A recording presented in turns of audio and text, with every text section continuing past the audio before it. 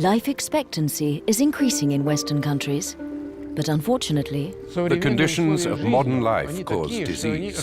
That's why we have invented the term diseases of civilization. diabetes, hypertension, obesity, cancer. The number of illnesses is exploding and the consumption of medication as well. The side effects of some of these chemical crutches regularly make news, creating an atmosphere of distrust. If we talk about treatment through medication, I can say that we have now reached an impasse. But maybe there's another therapeutic approach, an ancient method praised by religions but long ignored by science. Fasting. In Russia, Germany and the United States, doctors and biologists have already been exploring this possibility for half a century. We wanted to know if it was visible in the laboratory at the hormonal level. Calorie restriction as an effect, can we make it a lot bigger if we starve the organism? How does fasting work, and what kinds of pathology is it useful for? The results are remarkable, especially in the treatment of the disease of the century. This is a new approach to cancer therapy, and it's some people would call it a complementary approach. The results of this work open up unexpected perspectives and indicate a different approach to disease and treatment.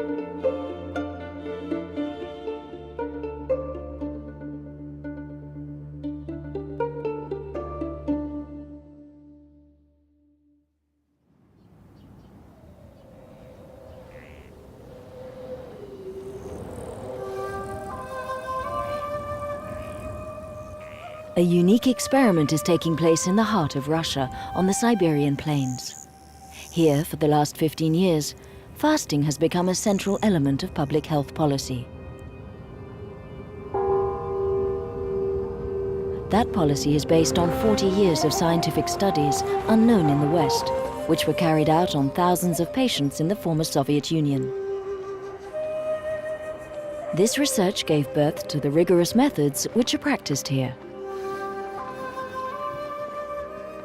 After 4 hours by bus on a difficult road, Lyubov Baranova reaches the Goryachynsk sanatorium.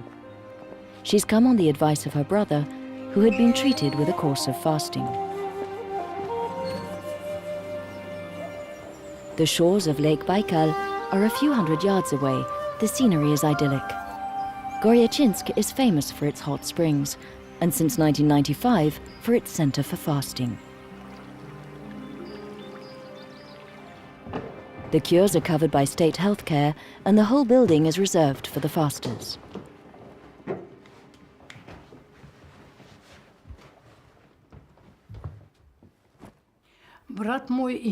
My brother was asthmatic. Sometimes he couldn't breathe, then he couldn't sleep at night, and he prevented everyone else from sleeping too. After reading an article about fasting, he decided to fast for 21 days.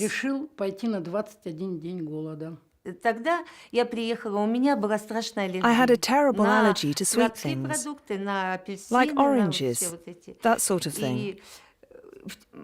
I had been treating it for years, but nothing helped. My allergy came back after each treatment. By the 7th day, he was fine. He was in good health. He'd believed that a miracle was possible, and this method had cured him. He's fasted several times since. I was one of the first to come and fast here at Goryachynsk. I fasted for 18 days. Nobody knows how their body is going to react to food deprivation. Fasting is scary. У вас остеоартроз, мы вам назначим такое лечение. В течение того времени, что вы будете у нас, вы 2 недели проголодаете, 5 дней выйдете из 7 дней выйдете из голодания.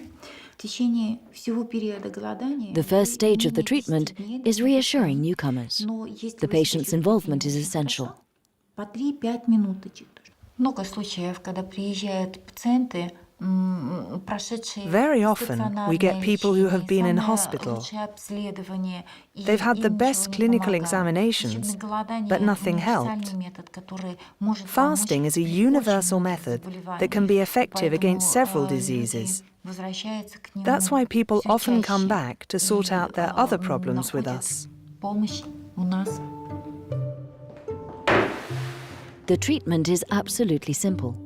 Drinking water, water, and more water for 12 days on average, and nothing else. Some fasts can last for 3 weeks, depending on the severity and duration of the disease. For chronic conditions, medication is stopped after 2 or 3 days. Patients are then placed under medical supervision. This is crucial. A do-it-yourself approach to fasting is out of the question. The accompaniment of a professional trained in this practice is fundamental.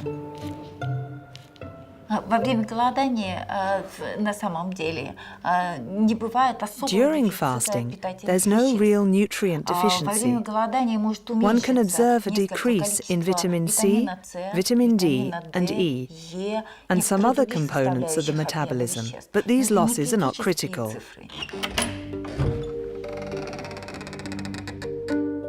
In 15 years, 10,000 patients have followed courses of fasting here. Their medical records are kept in the archives. The patients came seeking treatment for problems of diabetes, asthma, hypertension, rheumatism, allergies and so on. Nearly 2/3 of them saw their symptoms disappear after 1 or more courses of fasting. They all say that depriving oneself of food is not the hardest part. The sensation of hunger disappears after 2 or 3 days. The difficult part is what the people here called the acidosis crisis. Olga has not eaten for 5 days. She's already been through this phase, which sometimes results in a feeling of weakness, nausea, or headaches. Ой, мама! Ну, здрасте. It's the price to pay for the adaptation of the organism to this radical change. The body must learn to live off its reserves. The third day was hard. Now it's more or less okay. My body is getting used to it. Today I feel better, but it's still not great. It's because up to the third day there is a process of elimination and detoxification. That's why it's a bit tough and the patients don't feel very well. After that it improves. The body cleanses itself and it gets better and better.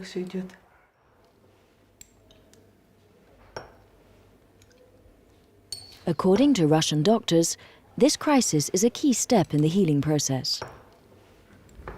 Analysis of the urine can indicate its peak and its duration. Changing its mode of nutrition makes the acidity of the blood increase.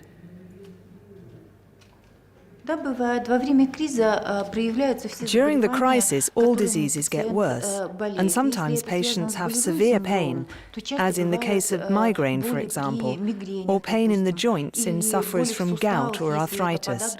But it doesn't last very long, usually no more than 24 to 36 hours. This crisis is a sign of a profound transformation in the body.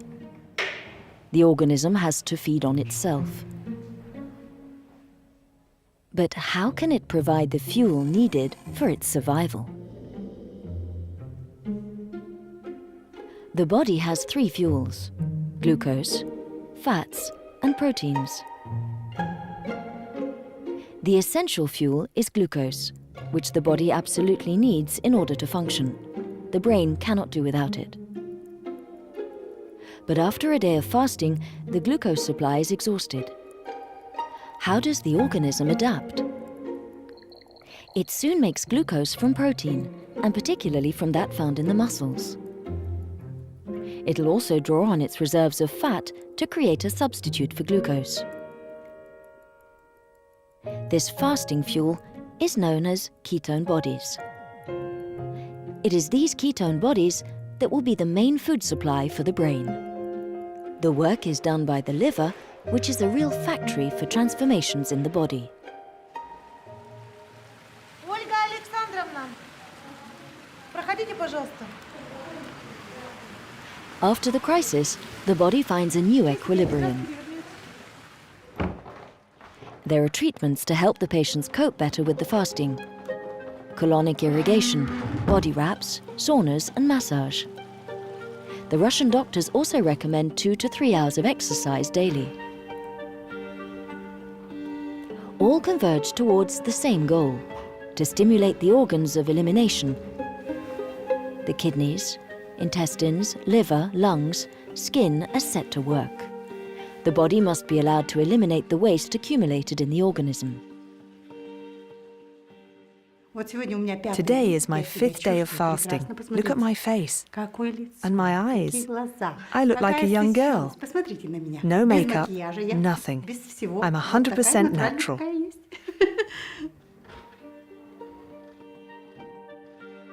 But even as the body adapts, the head doesn't always follow at the same rhythm.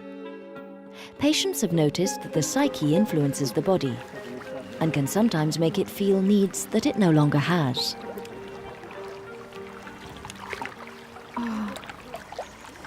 The third day was the most painful. It's not my stomach crying out to eat, it's my head. That's what's difficult. In your head you see crisps, Coke and meat. Lots of meat. When this psychological hunger disappears, the senses are sharpened and a certain sense of euphoria sets in.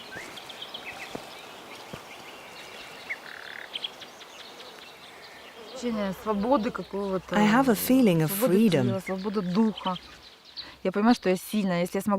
I've realized that I'm strong.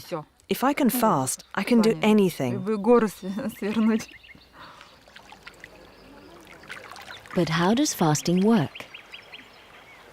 How is it that 2/3 of patients feel better? Of course, that figure calls for caution. Is it a placebo effect? Or an effect of the euphoria that the brain experiences? Or have these changes that everyone describes been actually measured in the body with objective methods? To understand, we must go back 60 years, to the time when the Soviet Union was a fortress and researchers were not allowed to cross the Iron Curtain. The research was conducted in secret laboratories far from the West. As often happens in science, this scientific adventure started with a chance event which happened to a researcher open to new ideas. In the Korsakov Hospital in Moscow, the chemical straitjacket had replaced the physical one, but the treatment was scarcely more humane. One day, faced with a patient who was prostrate and refusing to eat, a psychiatrist by the name of Yuri Nikolaev broke with tradition. He decided to let the patient follow his instinct instead of obeying the usual protocol of forcing him to eat. In his notebooks, the psychiatrist noted with surprise, From the 5th day, his negativity began to decrease, and the patient opened his eyes. On the 10th day, he started to walk, but still didn't speak. On the 15th day, he drank a glass of apple juice left on his nightstand. Then he went for a walk and began to return to social life. The man eventually recovered. The case was unique, a mentally ill patient treated by fasting. Yuri Nikolaev was surprised by the almost miraculous effectiveness of the treatment. 15 years later, he had continued to experiment with it and develop it. The success exceeded his expectations, and the waiting list of patients kept growing. Nikolaev treated schizophrenia, depression, phobias, and obsessive syndromes using an average period of fasting of 25 to 30 days, and sometimes even 40.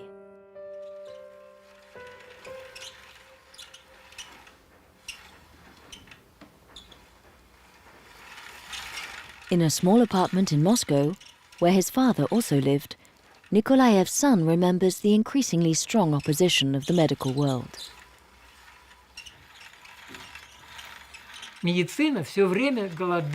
The doctors were opposed to fasting because they did not understand the essence of it. People usually think of being hungry as something bad. You need to turn your head back to front to accept the idea that fasting can cure. And it's even more difficult for a doctor than for an ordinary person.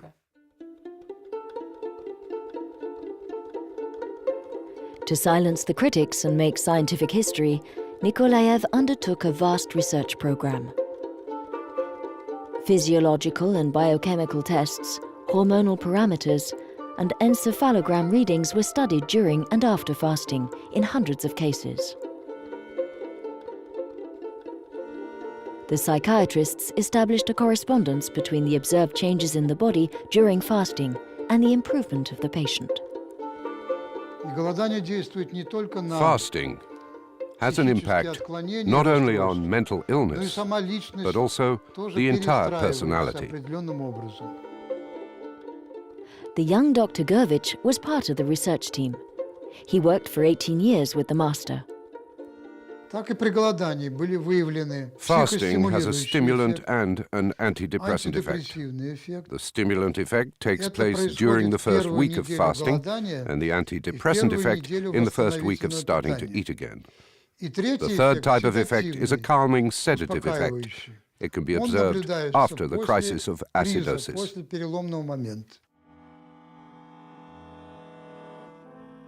Nikolaev treated 8,000 patients with fasting with a marked improvement in 70% of cases.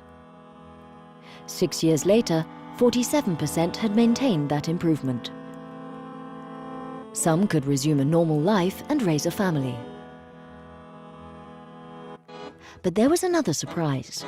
Nikolaev and his team noticed that not only the psyche of patients improved, but also their physical ailments such as hypertension, arthritis, asthma and eczema. He appealed to the government.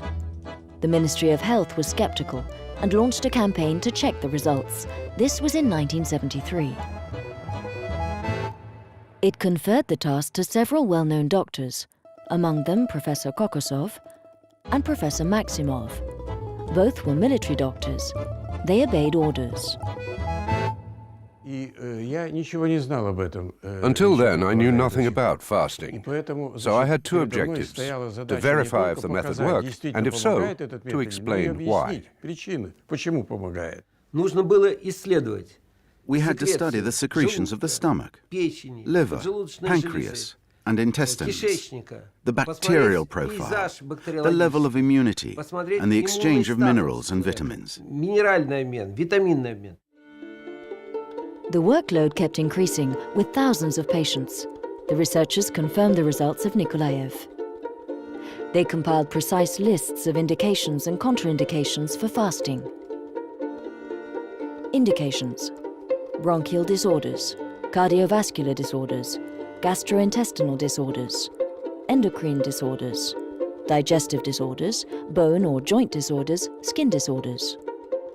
Contraindications: cancers, tuberculosis, diabetes of the type 1, chronic hepatitis, thrombophlebitis, anorexia. But how can you explain the effects of fasting? Fasting causes a state of stress. This activates sanogenesis, or recovery mechanisms, and autoregulatory processes that are usually inactive because of our lifestyle. Stress seems to be the central point. Stress is an adaptive response to environmental change, in this case, food deprivation.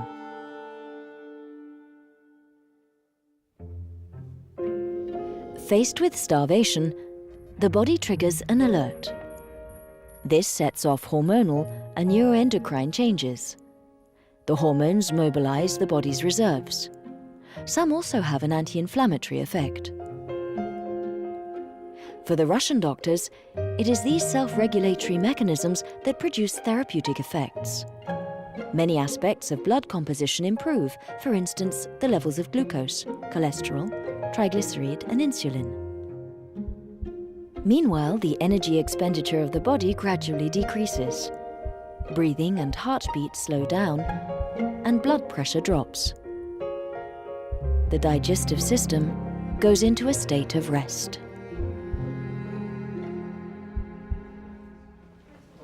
So, if fasting has the ability to stimulate the healing powers of the body, how can we measure that capacity? Professor Osynin is a specialist in bronchial asthma. A student of Kokosov, this pulmonologist has treated nearly 10,000 asthmatic patients through fasting. In 40 years of practice, there's not been a single accident, he confides. Osynin's research has indicated changes in cells in the lungs mucosa. These black cells reveal a presence of histamine, which causes a hypersecretion which leads to bronchial spasms. After 12 days of fasting, there is no more histamine. The cells are filled with lipids and the spasms have disappeared.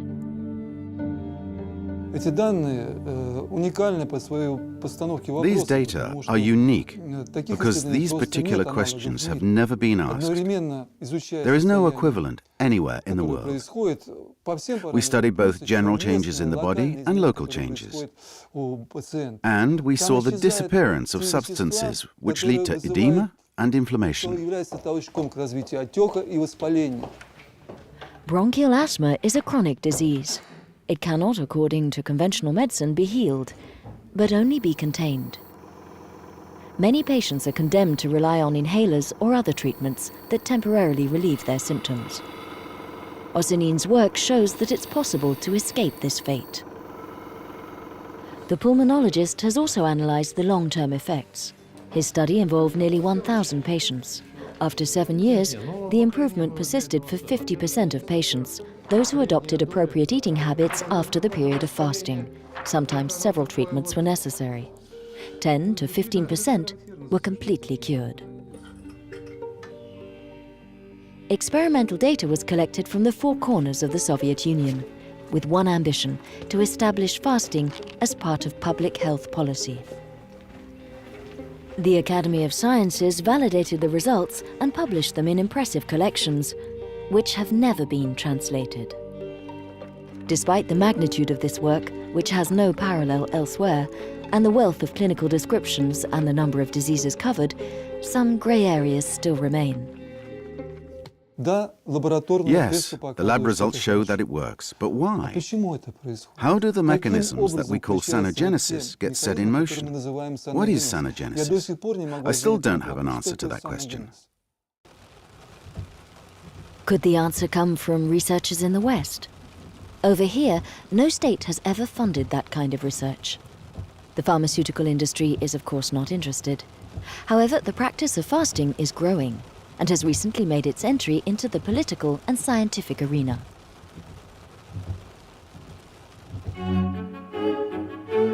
The next stop in our journey is Germany. In this country, 15 to 20% of the population claims to have already fasted. The oldest center for fasting was created on the shores of Lake Constance nearly 60 years ago. The motto here is the same as on the shores of Lake Baikal: eliminate. And the elimination is done in a group. The Buschinger Clinic's reputation has crossed frontiers. 2,000 people stay here every year. They come to seek relief from chronic illnesses and also for the prevention and control of risk factors such as hypertension, diabetes, and obesity.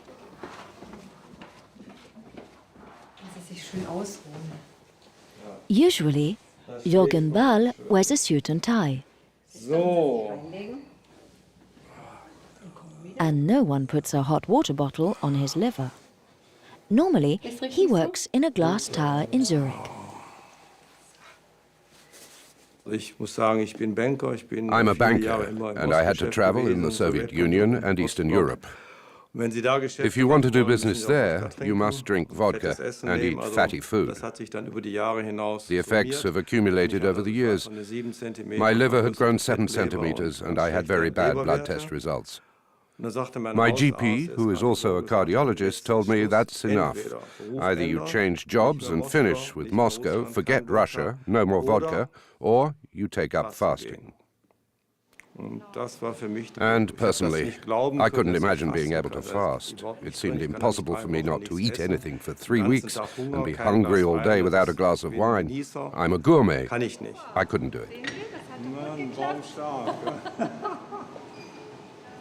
After the first treatment, Mr. Baal's liver shrunk back to its proper size and his blood tests went back to normal. Since then, he keeps an eye on his diet and returns each year to Ubelingen. A spell of fasting resets his counters to 0. No, these are not the traditional glasses of water. As a small departure from the rigors of fasting, a light soup or fruit juice are served twice a day. These 250 calories a day soften the crisis of acidosis and make the first days easier. That is a particular feature of the method developed by Otto Buschinger, the man who created the center. He was an army medical officer who suffered from rheumatic fever and was sentenced to a wheelchair by doctors in 1918. He recovered with 2 successive fasts. This dramatic recovery led him to explore the therapeutic possibilities of fasting and create a treatment center. Today it's become a reference in Germany. Treatments last between 1 and 3 weeks.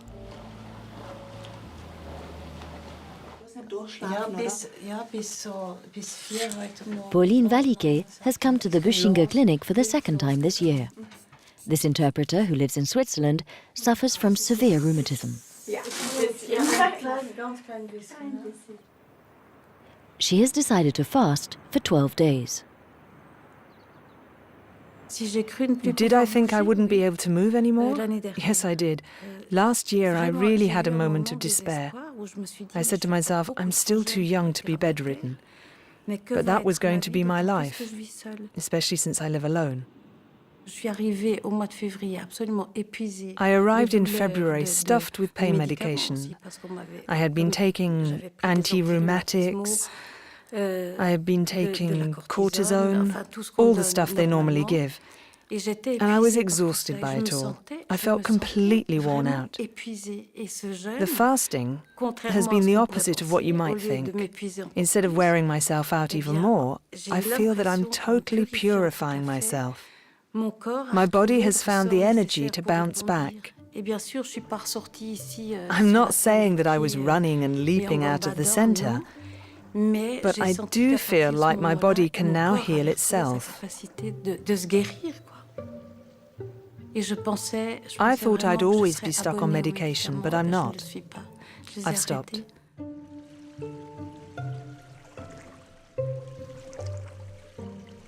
Depending on the severity of the disease and how long it has been established, stopping medication is not always possible.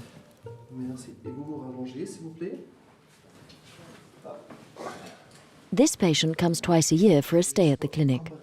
Suffering from very advanced psoriatic arthritis, he don't imagine that he'll be completely cured. In this case, Dr. Drinder, a rheumatologist who has worked 9 years in a university hospital, is trying to reduce the doses of drugs through fasting. We also know this phenomenon in the case of rheumatoid polyarthritis. It has been shown that when fasting, we need less non-steroid anti-inflammatory drugs.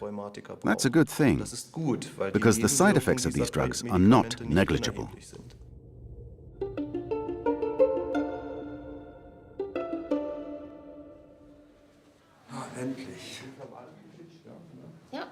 Mr. Baal will end his fast tonight. It's a crucial moment. Eating unsuitably and too much would jeopardize the success of the treatment and could even be very dangerous. The body must get used to food slowly. So the period of starting to eat again is tightly controlled, both in Germany and Russia. Paradise. I always look forward to this moment, but in a way I'm pleased. On the other hand, I have some nostalgia because it was a good experience. Anyway, if it's a soup or whatever, I really enjoy it. Are you impatient or not? A little bit. Yes, a little bit. We should be able to lead the healthcare market with fasting as the central element. Today, there is an extraordinarily lucrative market for the treatment of disease, especially chronic diseases. When a diabetic becomes chronic, that is an opening to sell medication for several decades or do operations. So it's quite a fertile market.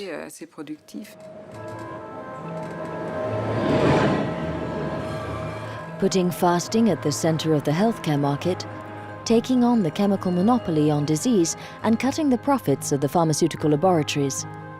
That's a long way off. But in Germany, things are starting to change. Here, for nearly 10 years, in an annex of Berlin's Charité Hospital, the largest public hospital in Europe, one floor of a building is reserved for patients being treated by fasting. A dozen public hospitals do the same. The practice is gradually finding its place in the arsenal of official medicine. Professor Michelsen has conducted several scientific studies on fasting. He offers this therapy to patients suffering from rheumatism, metabolic syndrome or heart problems. The treatments are reimbursed by the Social Security system. Nearly 500 patients undergo treatment here every year. Following the Buschinger method, demand is increasing and the service has to refuse patients for lack of space. Without being aware of the Russians' work, Michelsen has also measured hormonal changes in the body. In many studies on patients, we found the presence of epinephrine, norepinephrine, dopamine, leptin and serotonin. That is to say, hormones that have a strong regulatory influence on the metabolism and also influence mood.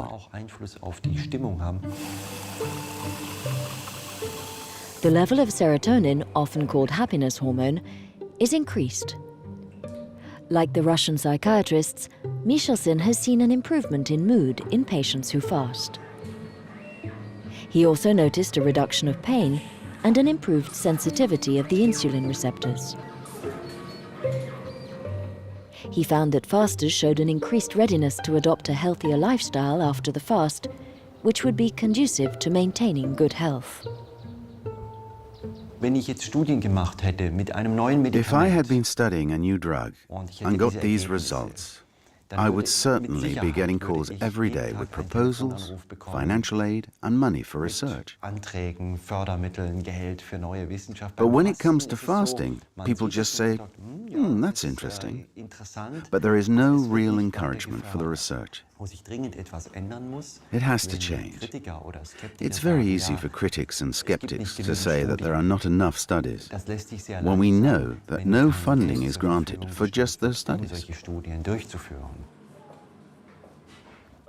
Michelsen is no longer focusing on the fundamental mechanisms of fasting. As a physician confronted every day with an increasing number of chronic diseases, it's in this area that he particularly sees a need.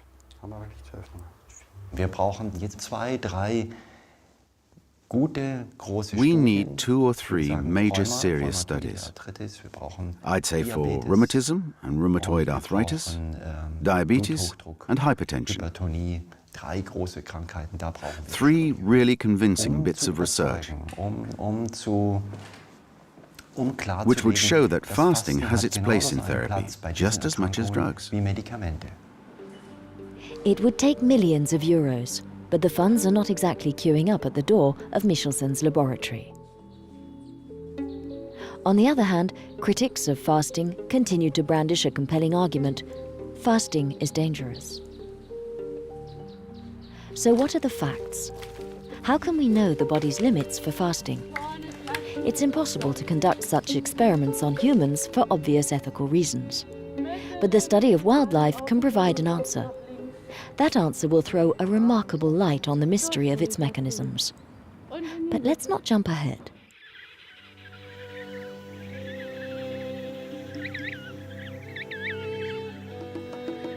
In the frozen lands of the Antarctic continent, there's a strange bird that's fascinated scientists for decades. The male emperor penguin practices fasting spontaneously in his colony on the ice. While he's sitting on the egg, waiting for the female to return, the male is able to go without food for as much as 4 months. This extraordinary faculty has always amazed Yvon Le Mao. Early on, the researcher asked himself, is the emperor penguin a professional faster with mechanisms that don't exist in man or in other animals?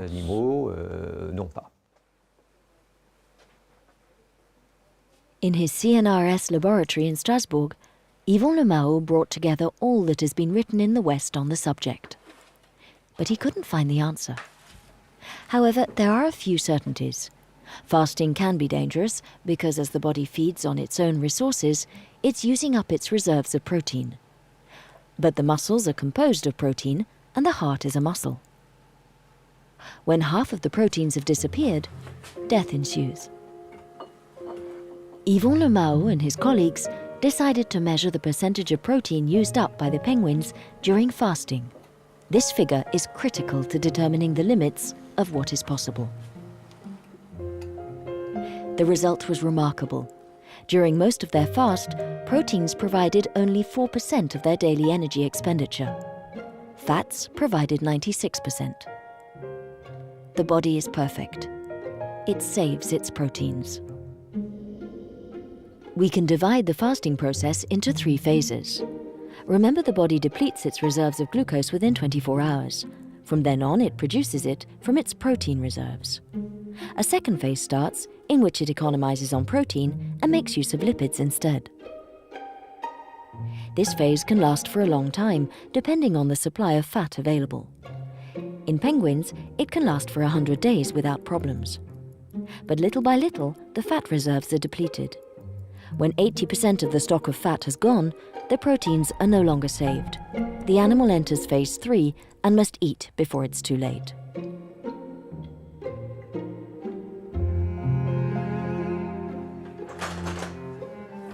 But do other animals have the same mechanism? Jean-Patrice Robin, who works with Yvon Le Mao, is conducting an experiment with rats, animals that don't have the reputation of being professional fasters. They're weighed daily and their urine is sampled. How will the rats adapt to fasting? Will their proteins run out faster than those of the penguins?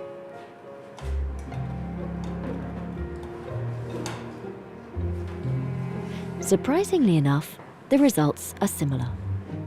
During phase 2, the rat saves its proteins in the same manner as the penguin. So there's no difference. A basic fasting mechanism which allows the individual to survive long periods of starvation is a common mechanism. This observation opens up unexpected perspectives with huge implications. If the mechanism is common, it means that this mechanism has existed ever since there have been animals on Earth. And we can see that man has the same capabilities.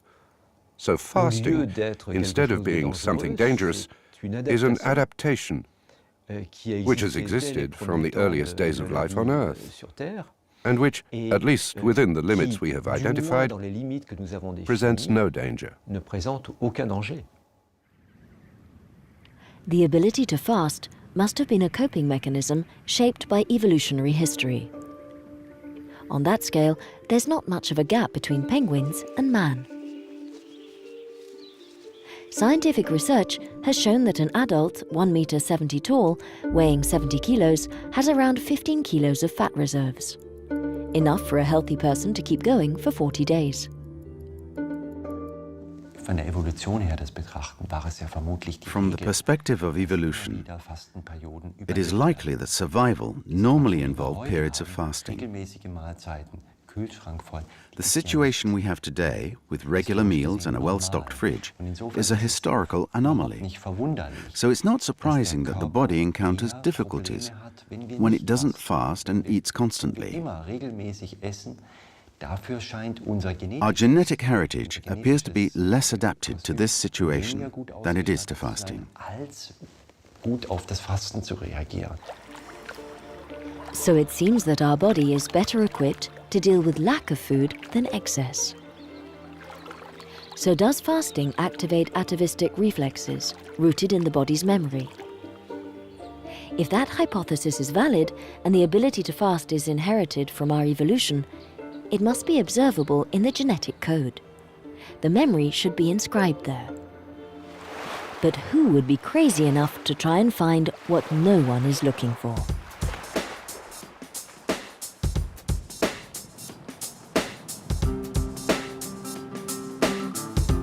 Walter Longo is a young Italian researcher working in a laboratory at USC, the University of Southern California in Los Angeles. I have my goal. It's not very far. I need my son. His field is gerontology, the mysteries of aging.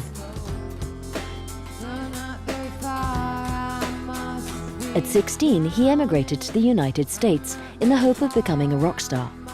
Now, he's an internationally renowned biologist. Welcome to California. We're not far now from the countdown. Like all gerontologists, Walter Longo has a goal: delaying chronic diseases that appear with age, such as Alzheimer's and cancer, and generally slowing down the effects of aging. For the world. Researchers have shown that reducing the food supply of an animal over a long period allows it to live a longer and healthier life. Longo is aware of that. Oh, good. One day, he decided to take a decisive step. Why not try the extreme form of caloric restriction, fasting? The idea seemed ludicrous, Good job. especially in those sophisticated laboratories in California, but not to Longo. He had an intuition that fasting might protect the body against all sorts of toxins. He would test it with one of the most toxic of all, chemotherapy, the poison for destroying cancer. He took mice with cancer and separated them into two groups. One group was fed normally, the second group fasted for 48 hours. So then I convinced a few graduate students that first thought it was a crazy idea because it's very counterintuitive.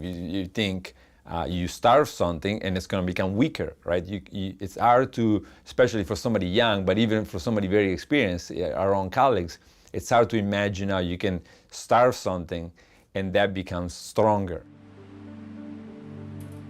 He then injected the mice with high doses of chemotherapy, doses 3 to 5 times higher than those allowed in humans, doses that would cause devastating side effects. Would the mice be able to deal with that treatment? Would there be a difference between those who fasted and the others? Longo was away when a colleague told him the results. And she called me up and she said, "You won't believe the results. It looks like all the fasted mice are alive and all the mice on the normal diet are dead." And so of course I was very happy because it was more than I was expecting. And so I asked her to repeat it, and I asked the people here to repeat it, and both of them came back with exactly the same results. This is a video showing the behavior of the two groups treated with temozolomide. In these images, filmed by the laboratory, the differences between the two groups of mice are obvious. On the one side, those who fasted seemed perfectly healthy. They move normally, their hair is smooth, their tissues are not damaged, and their cognitive functions seem intact. Here on the right are the mice who ate normally. In the end, only 35% survived. They're in bad shape, and they just lie prostrate in their cages. Detailed examinations showed that their heart and brain were also affected. The news was a bombshell. As soon as the study was published in a scientific journal, the press was talking about it. The results for the moment only concern mice. No matter. The journalists spread the word: fasting protects from the side effects of chemotherapy. This is the Norris Hospital in Los Angeles, one of the largest anti-cancer institutions in the United States, where 200 therapeutic trials are conducted each year. Here they took the discovery very seriously. We're The hospital board decided to launch a clinical trial on patients without delay. Dr. Tanya Dorf is supervising it. The young oncologist is enthusiastic. The people fighting cancer in the front line know that they need new strategies. I've always felt that it's so unfortunate that our tools for treating cancer are destructive. They attack anything that's growing quickly. They're very indiscriminate. And we're developing better targeted therapies, but I think it makes a lot of sense to try to protect the body and maximize the damage done to the cancer and minimize the harm done to the normal body. Yeah, I think the muscles might get stiff. But we should be cautious. Not many patients have been recruited yet. This patient has fasted for 24 hours. Others have done 48 hours. No longer for now. The first step is to prove that fasting is not dangerous for cancer patients. For this revolutionary approach goes against official recommendations, which prescribe the opposite: an increase in calories and protein before each chemotherapy session. The experiment needs to gradually expand to larger numbers of patients. There's no lack of money. Public and private funds are flowing in. In fact, fasting is not a substitute for medication. By reducing the side effects, it could even make it possible to increase the doses of chemotherapy. As a doctor at the hospital remarked to us, imagine, it's a treatment that's easy to implement and cheap. This trial has an important proof of concept. If we can demonstrate that patients have less toxicity after they are fasted, this will transcend and potentially be applicable to many patients getting cancer therapy, not just one disease, but maybe the whole spectrum of cancer treatment. Obviously, the clinical trials will take time, but when your life is in the balance, it's hard to accept these slow protocols. Nora Quinn is not waiting, even though she's anything but impulsive. This county judge from Los Angeles wanted to tell us her story, and at the same time, meet the scientist who has restored hope for her, as she says. Dr. Longo, I'm Nora Quinn. When she read an article in the Los Angeles Times describing the work of Longo, Nora Quinn made her decision. She had just been diagnosed with breast cancer. So if I'd waited for them to go through the human trials process, it would have been 10 years later, I'd be dead from breast cancer. So since I had to start chemotherapy then, I couldn't wait. And I was very lucky. My oncologist was open to the idea. She didn't encourage me to do it, but she didn't say no. She said, if you want to fast, go ahead, do it. She goes, I don't think it'll make any difference, but go ahead and do it. Nora Quinn had to complete 5 chemotherapy sessions. She was afraid of the side effects, especially the disturbance of her cognitive functions. Under the supervision of a doctor friend, she fasted 5 days before the first chemotherapy. She felt good and could continue working. For the next 2 sessions, her oncologist persuaded her not to fast. She reacted very badly to the chemotherapy. She felt so bad that she decided to fast before the last 2 chemo sessions. Again, she felt much better. There's no question in my mind that I came out of the treatment with fewer side effects and less long-term fatigue and chemo brain than my friends who did not fast, who went through similar rounds of chemotherapy. There's no question in my mind. Nora Quinn is not the only patient to have fasted spontaneously. Among the 30 people who've tried it, the Norris Hospital was able to take a sample group of 10, see their medical records, and obtain their analysis. Nora Quinn was part of that study. The results confirmed those observed in mice. The fasting made chemotherapy more bearable. Fatigue, weakness, nausea, and headaches were significantly reduced. I remember that. But if fasting protects the potentially devastating effects of chemotherapy, how does it affect the chemo itself? Does it make it more effective or not? Before answering this crucial question, we need to first understand the mechanisms by which fasting protects healthy cells. Does fasting cause a change in gene expression? Longo selected cells from the liver, heart and muscles. If we unravel the DNA strands, here are the genes. These genes are directing the work of the cell. Their expression is normal. After 2 days of fasting, Longo observed a radical change in the expression of the genes. Some were overexpressed, others underexpressed. The genes had modified the cell's functions, putting them in protection mode. It was a total transformation which happened very quickly, as if this ability came from an ancient genetic memory. The normal cells, having learned all the lessons in those 3 billion years, enter a protective mode. They have to, because there's low glucose, low nutrients. They have to stand by and stay as protected as possible. And chemotherapy is one of the things they have to be protected against. So the cells protect themselves as an atavistic reflex. Yvon Lemao, the penguin specialist, had put us on that track. But if fasting protects healthy cells, doesn't it also protect cancer cells? If so, Longo's whole thesis collapses. Let's compare a cancer cell with a normal cell. After 2 days of fasting, the genes of the cancer cell are expressed in the opposite way to those of the healthy cell. As the cancer cells have undergone genetic mutations, they've lost the evolutionary memory and the protection mechanisms do not occur. The cancer cells hate this low glucose, low growth factor environment, and not only they do not become protected, they become more sensitive to chemotherapy. In fact, even in the absence of chemotherapy, they can die, or certainly their growth can be reduced. And so fasting can slow their growth even without chemotherapy. Even without chemotherapy, we were told, for cancer cells, fasting is a nightmare.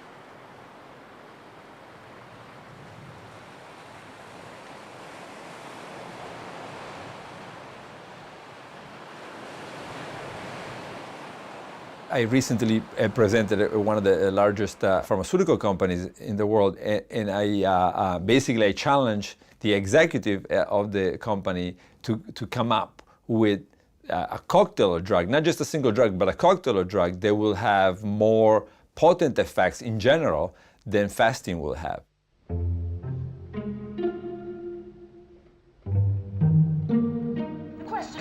Why would you want a deal on fast food when you can get a deal on my... Are we ready to see the world differently? Right now, carry out 3 medium pizzas for just $9.90. Imagine that consumption wasn't the pillar of our economy. So hurry in. Need something loaded with fat? Imagine that doing without was not considered a failure. And a full serving of vegetables. Are we ready, as Nikolaev's son put it, to turn our heads back to front? Give me $2 and it's all free. 3 items, $2. Now that's a deal. Today, Alexei Kokosov continues Nikolaev's adventure, but times are hard. The fall of the Soviet regime in the 90s disrupted the public health system.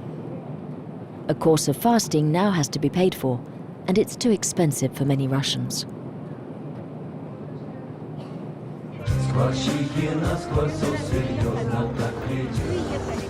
But there's still a place on this earth, hours by plane from any major city, where the state actually encourages and develops the practice of fasting.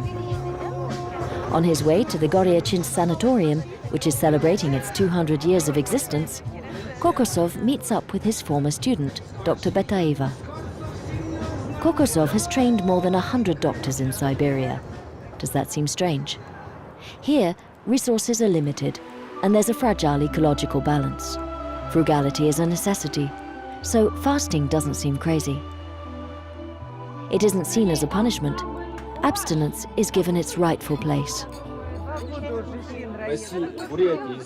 The Minister of Health, who is a physician himself and a keen defender of fasting, provides enthusiastic support for the practice. Еще раз. Ждите моей команды. Курорту Горячинск 3-4. Ура! Ура! Ура! РДТ 15 лет. 3-4. Ура! Ура! Ура! С праздником! Утро завтрашнего дня станет первым, а не я. Птица счастья завтрашнего